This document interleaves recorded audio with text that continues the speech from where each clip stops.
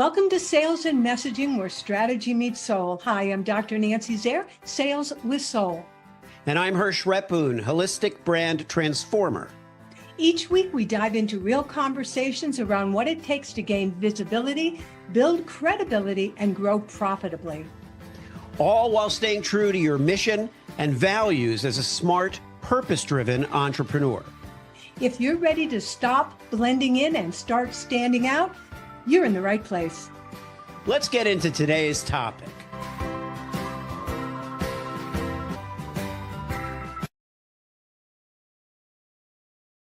Well, before we get into today's topic, I need to confess, Nancy, that I am terrified. I am scared and I am afraid. And it took a lot of courage even to admit that, probably. Well, I hold space for you, Hirsch. Would you like to tell me more about your fears and your terror? Thank you. Yes. Thank you, Nancy. Yeah, I'm it struck me as we were preparing for this week's episode that I'm afraid of imperfection. And it doesn't mean like always have to do with work or my standards. It's simply any mistake is somehow not so acceptable.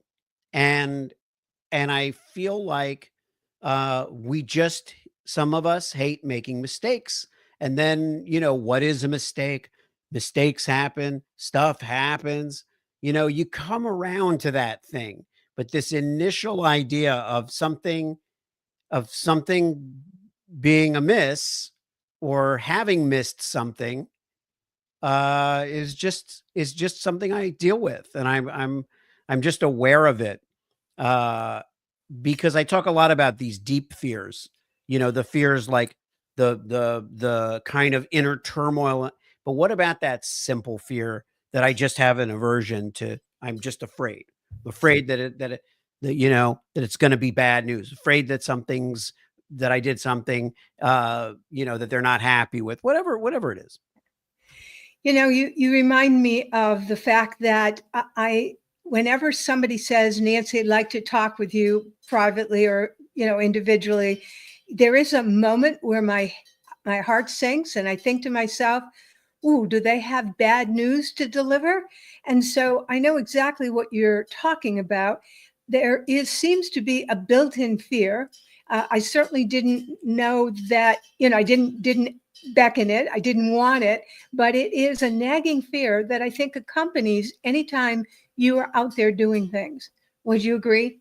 Yes, very much so. I get a message, please call me, Yeah. And you just feel like, especially in messaging where you can't hear their voice or you can't see their face. So it's an email or a text, and without the proper cushion, right? A little smiley face, a little, an emoji that puts a little, a wink. You're like, oh my God, there's no punctuation on this message. It simply says, please call me. Yeah, written messages are probably the worst, Hirsch, Oh, yeah. because as you say, there's so much likelihood that they'll be misinterpreted or, we think that the words are clear, but everybody comes with their own dictionary. And we also come with our own experiences. Hence, we don't know what kind of PTSD, post-traumatic stress that people are going through because of stuff that's happened to them before. Hence, I know exactly what you're talking about, that there is an immediate looking within and perhaps maybe some resistance, etc. But it certainly colors our approach until we have that real-time conversation. And boy, this is important because real-time conversation is where you really can discern and ask and learn what it is that the person is trying to communicate rather than guess at it. Yeah. And there's a larger picture, of course, which is what we've been talking about to a great extent.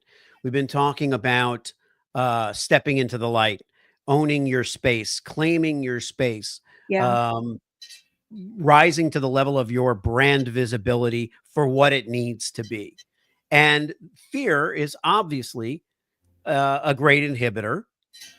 And as you recall, I don't know if I mentioned it last week, where someone had told me there was great peril in there, stepping into the light, and it was saddening to me because Yeah. I understand fear well, obviously, but I also understand that there is tremendous power in taking that charge. But you see, power is a two-way street. And I think, again, this may be where people have concern because power, like for example, for the number two buyer, is I take the lead, people follow me, I'm in charge. They actually relish and want that power. But the other styles, not as much. And I'm thinking specifically now of the number eight style. And I think we talked a bit about that last time as well. But it bears going back and returning because this is a person usually with great humility. They have expertise, they have developed their occupational wherewithal, they are sharp, smart individuals, but they don't want people to be, oh, holy Mhm. moly, aren't you this greatest? Because you see, the number two wants the greatest. They want to be outstanding, but the number eight simply wants to contribute and be known for their smarts. Yeah. I was wondering if in the course of your work in a likability, which I've found so instrumental in what I do, you've come across the Divergent series, the books and the movies Yeah, Divergent, yeah. which is about a somewhat dystopian future, which is the only kind of future we can imagine. Most of it's that's what movies would seem to indicate, and sometimes reality. But um, it's a future in which people are classified into five groups, and one of them is abnegation is the group, and they don't they look in mirrors maybe once a year for some reason or something, but they really are totally selfless.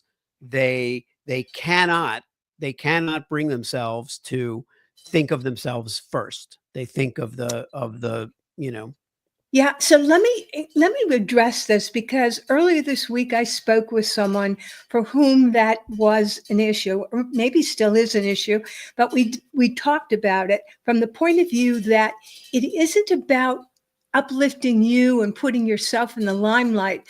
It's about serving your clients, your audience. And when you realize that you may have to sacrifice being in the limelight, which is uncomfortable for that style of individual, when you sacrifice your comfort for the sake of delivering the message and helping people, see, that's what it's all about. And so you get over yourself. Now, Hirsch, I'll be candid with you. I've had to get over myself because it's not about me. It's about connecting with the people I yearn and long to and have been put on this planet to serve. And if I don't speak loudly and, make branding statements, right? If I don't put myself out there, my audience doesn't know where to find me or whether I even exist. That's why it's so important to help that individual who may have a mindset block. It's not about you, it's about serving others. yeah. Yeah, and that's a message that we can't drive home enough because I think there's always people that need to hear it. And I'm glad in a way that I have started to explore this more, because I never thought of it as something that I needed to explore within myself because I was a natural performer. But that doesn't really mean anything, Mhm. because being a natural performer, number one, doesn't always reveal who you are. And number No, two, sometimes it just obscures who you are. I was going to And say, and number two, there are different kinds of visibility and recognition yes. And that's what I'm going to get into in this talk on August 21st, Thursday, August 21st, at 1 p.m. Eastern, um, where we're talking about maximizing your success without being famous. But it doesn't Yeah. mean um, that you hide. It doesn't mean that you are unseen. I didn't say maximizing your success while being invisible. I didn't say that. But there is a very big difference with what we consider fame and what matters in terms of what you just said. The people who need to know you are knowing you're alive. They know you're there. They know what you stand for and what you provide. That's if you own a bakery and nobody knows that you own a bakery and nobody knows where it is, you're not going to sell a lot of challah. And for So those of you who don't eat challah, it's a wonderful, delicious egg white bread. yes, and if you want more, you have to follow the Babka King. I don't know if you're aware of him. He's on Instagram. Chris Cares None. I'm just giving him an unofficial plug because I think he's phenomenal, and he just travels the world searching for the best babka that he's ever found, and he had no ties to Judaism or anything like that, and just discovered it one day, and now it's his quest. Um, Interesting. all But I'm kinds going of to food. Yep. I'm going to go back to what you said because to me it's worth underlining and emphasizing, and that Yes. is you, brilliant listener, viewer, don't hide. Hiding isn't going to do you any benefits, nor will it serve your audience. You have to get out of that place of invisibility. And what does that mean? It means sharing your brilliance. And for most of us, you need to find a platform. It doesn't have to be LinkedIn. It does. I mean, there are many platforms where you can hang out and share who and what you stand for. This is important because nobody can find you unless you've got your sign out. Yeah. Yeah. And so I think that there's a lot to discuss in this area. Um, because most of us, the bottom line is this: a lot of us take as a given that we're on a quest to be seen and heard. I mean, that's both like on a personal level and on a professional level, Yeah, that we have to be seen and heard. Sometimes the reason we're not is ourselves, yeah, and we don't realize it. And that's another thing that I really, really feel is important to dig into, because as we both do with our work in, messaging, in my case, sales in your case, dealing with the internal and what's going on inside there, what's the passion, what's the motivation, what's the story, what's the this. But that dive back inward is, everything's in there. It's all in there. So if we're not known in a certain field, that that is on us. That yeah, is us stopping us from being known. yeah, And that's just a big part of my mission. right. So, what are you afraid of? For many of us, putting ourselves out there with our message, making that sale, asking for the sale, there are so many fears that inhibit us from going forward. Don't let that stop you. Turn to a coach, get help. You need to become visible so that you can do what you've been put on this planet to do. Yes, and I'll add to that uh, the strategies that work best are going to be catered to who you are and where you need to be seen and how you need to be presenting yourself and all of those things. So it's a prerequisite Yeah. for the kind of success, however you define it, that you're looking for. So next week, Kirsch, what occurs to me, what we might want to talk about is where to get seen, because I don't think we've covered the different platforms and again, how they relate to both messaging and sales. So that will be our topic for next week. Tune in Wonderful. And until then, to your sales success, this is Dr. Nancy Zare. And Hirsch Repun. To your sales. That's a wrap for today's session of Sales and Messaging. If you got value from this conversation, don't keep it to yourself. Share it with a fellow entrepreneur who's ready to become more credible, visible, and profitable.